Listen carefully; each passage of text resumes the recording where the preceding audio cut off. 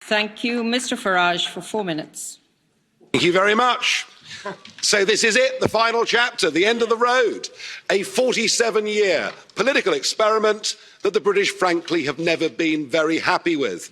My mother and father signed up to a common market, not to a political union, not to flags, anthems, presidents, and now you even want your own army. For me, it's been 27 years of campaigning and over 20 years here in this Parliament. I'm not particularly happy with the agreement we're being asked to vote on tonight, but Boris has been remarkably bold in the last few months, and Ms von der Leyen, he's made it clear, he's promised us there'll be no level playing field. And on that basis, I wish him every success in the next round of negotiations, I really do. But the most significant point is this. What happens at 11 p.m. this Friday, the 31st of January 2020, marks the point of no return. Once we've left, we are never coming back, and the rest, frankly, is detail. We're going, we will be gone. And that should be the summit of my own political ambitions. I walked in here, as I've said before, you all thought it was terribly funny. You stopped laughing in 2016. But my view has changed of Europe since I joined. In 2005, I saw the constitution that had been drafted by Giscard and others. I saw it rejected by the French in a referendum. I saw it rejected by the Dutch in a referendum.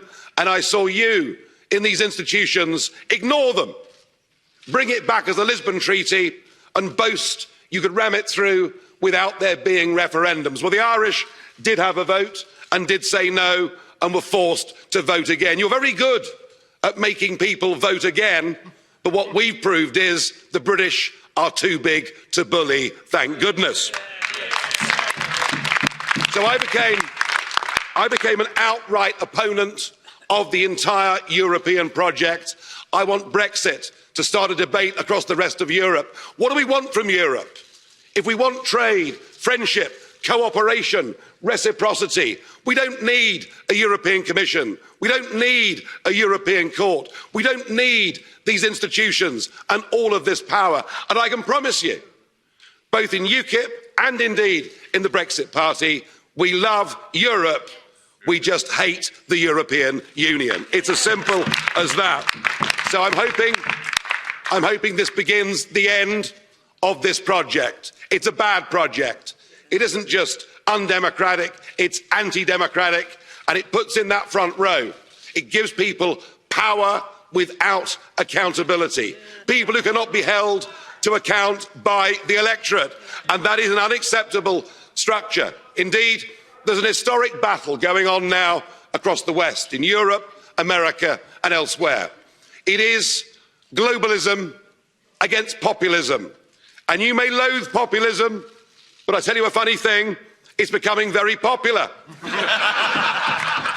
And it has great benefits. No more financial contributions, no more European Court of Justice, no more common fisheries policy, no more being talked down to, no more being bullied, no more Guy Verhofstadt. I mean, what's not to like? I know you're going to miss us. I know you want to ban our national flags, but we're going to wave you goodbye. And we'll look forward in the future to working with you as sovereign. If you disobey the rules, you get cut off. Could we please remove the flags? Mr Farage,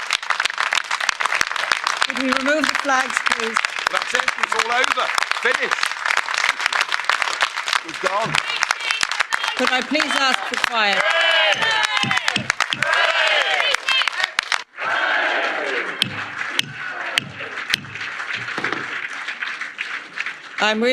Please sit down, resume your seats, put your flags away, you're leaving, and take them with you if you are leaving now. And goodbye. Can I just say, if I may say, just in a slight reference, the word hate was used in the last contribution. And I really think, given what we listened to prior to this, that we should not hate anyone or any nation or any people.